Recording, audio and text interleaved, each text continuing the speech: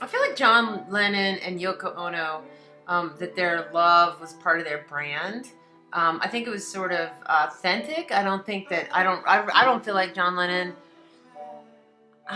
Maybe I have sainted him in my mind, but I don't feel like he was like a crass commercial type by the time he was with Yoko. I feel like he was sort of burned by success and bitter about the way that the Beatles were sort of treated like a lollipop, or not taken, the way that they were turned into a commodity. So I feel like he was authentically anti-commercial, or at least ironic about it.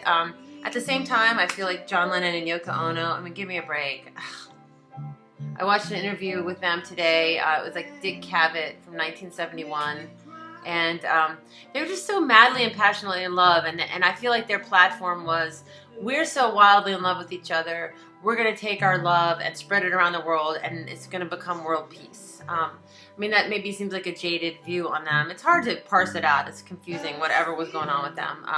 She went to Sarah Lawrence, just something I learned today watching Dick Cavett, which doesn't really mean much, except that, you know, it's not a shocker if you know anyone that went to Sarah Lawrence. It's cool. She was a performance artist, and she was doing some very interesting stuff. And in the interview, John Lennon is trying to pitch her, or sort of sell her to the American public on the Dick Cavett show, which is kind of cool and supportive. But then again, I mean, they're like holding hands throughout the whole interview.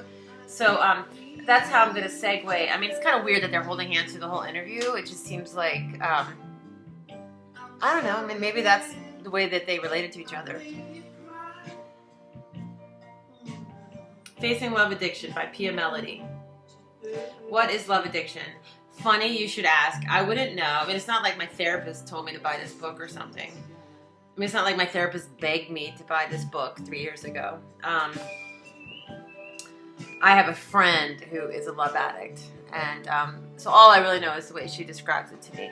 But in a marriage, what love addiction looks like, I think it's about intensity. It's like, if you, I mean, I'll buy that love's a drug. Love is definitely kind of a drug, and anyone who's been like in love understands that. It's a mood changer, and like reality kind of shifts when you first fall in love.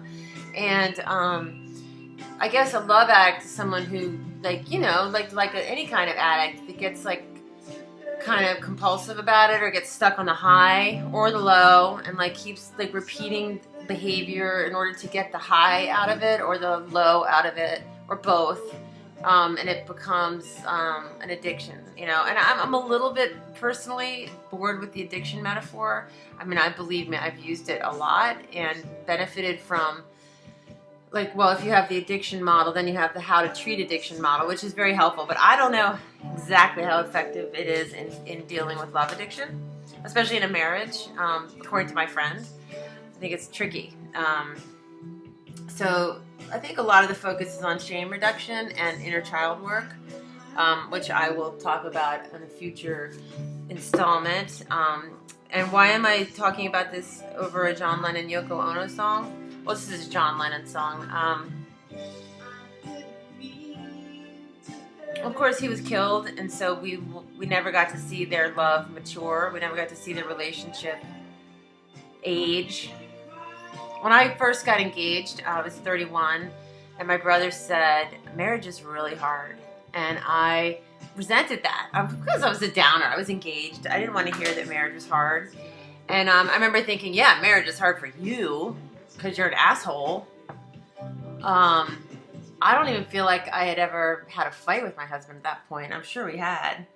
The first fight I remember us having was when I threw a glass of water in his face because he didn't park in the parking space that I had picked out, and I had this plastic cup of water, and I threw it in his face.